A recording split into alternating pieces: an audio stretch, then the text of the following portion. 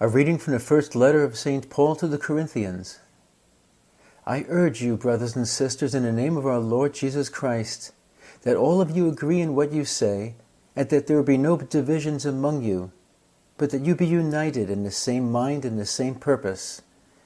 For it has been reported to me about you, my brothers and sisters, by Chloe's people, that there are rivalries among you.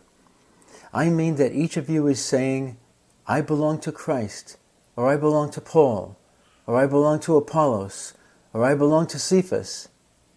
Is Christ divided?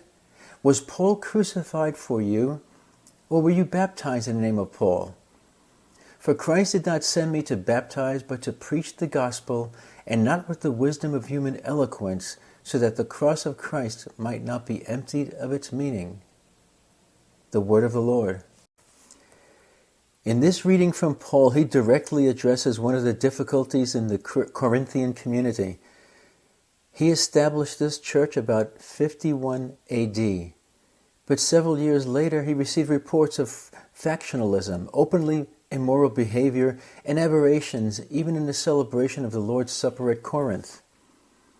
The problem of divisions within the church, to which he will later return in this letter, is one of Paul's major concerns.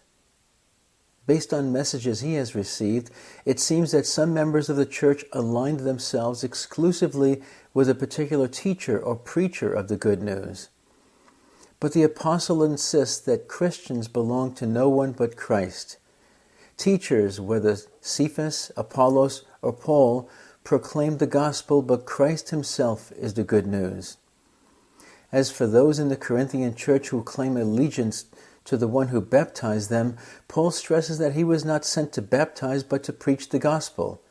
And at the heart of that good news stands not human wisdom, but the cross of Christ. Later in his letter, the apostle will emphasize Christ's death as the total gift of his entire life and given to all. All belong to this Christ are therefore called to imitate him, united in the same kind of self-giving to and for one another. God bless.